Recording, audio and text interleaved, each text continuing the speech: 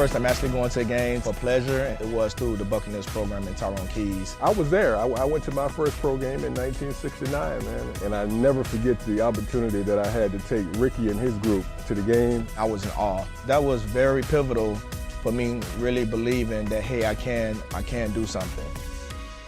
The great joy that I get is because it's the first time that a lot of the kids have ever gone to a game. And these kids are coming from West Tampa. It's literally 10 minutes away, but it's much further away mentally to a lot of kids that come from that area. To be in the building, not only in the building, but in the front row, that was on a whole nother level. The kids who I took to the game, 3 of them are high school principals, coaches and teachers. I tell you what, it's just a proud, proud feeling when I see them walking into the game with other students. When I was 18 years old, Eric Vance was the safety here for the Buccaneers for many years. And honestly, Eric was not a star. From 18 years old to the age of 33, I still keep in contact with Eric. So it's much deeper than just coming to one football game. The players need to realize they once was kids also. And they know the feeling to when they get to see a football player, when they get a chance to touch that football player. Nobody makes it alone. You have a platform as a player to reach back and bring such joy. It's more than just going to the game, but it's abundant opportunity to be able to see the big, big picture.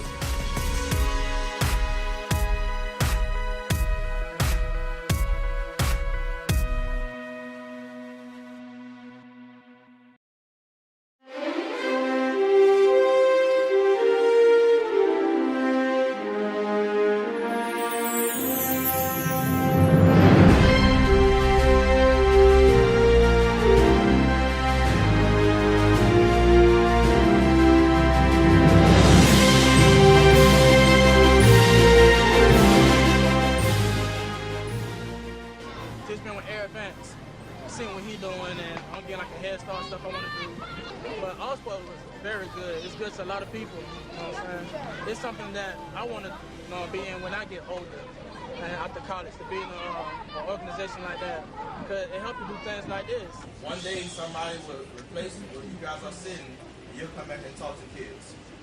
So just surround yourself around good people and always listen to your teachers. They're trying to get your ear, so once they get your ear, give them your heart. Okay?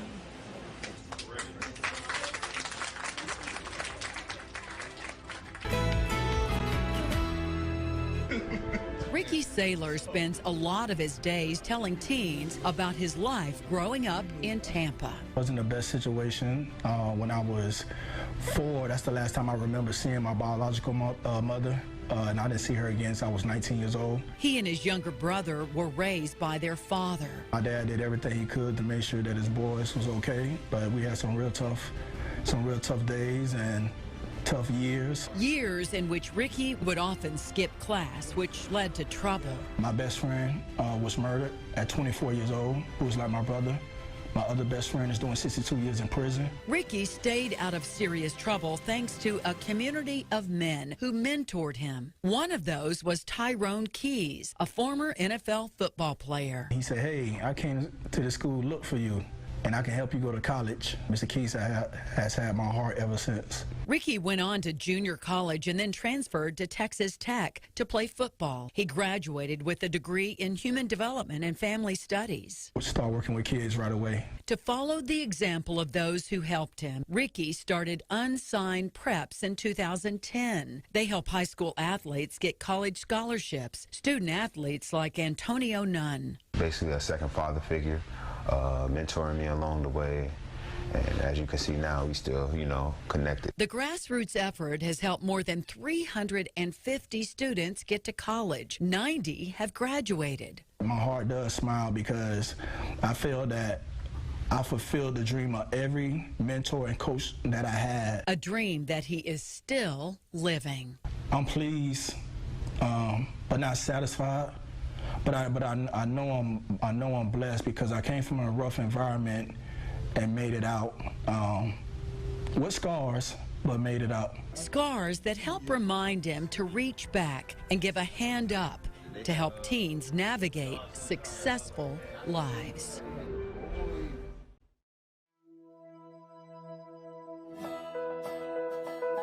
Well, I wanted to help high school student athletes achieve the dream of going to college. And in 2010, Ricky Saylor founded Unsigned Preps and took 2 minivans filled with high school football players to college campuses.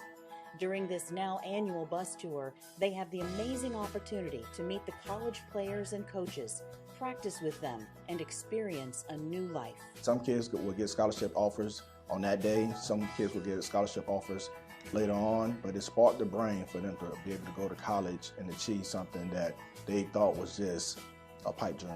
I was once that kid that, growing up, it like the hope seemed low, there was nobody really there to push me. Until Nelson Vasquez met Ricky, landed a football scholarship, and in May 2014 became not only the first unsigned prep to graduate from college, but the first person in his family.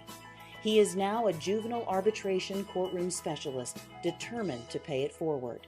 I just want to be some type of a guide to those kids before, they head down the wrong path. Exactly what Ricky had in mind.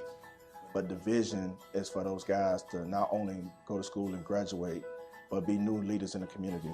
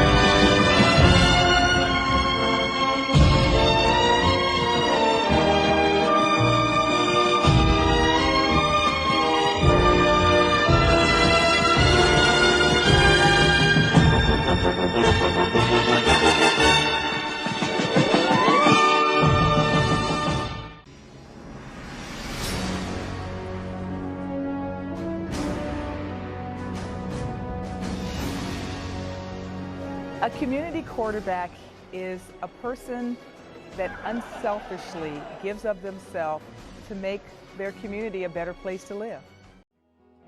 One of the students that I so much admired when I went to Tampa was a young man named LeBron. He was in a wheelchair.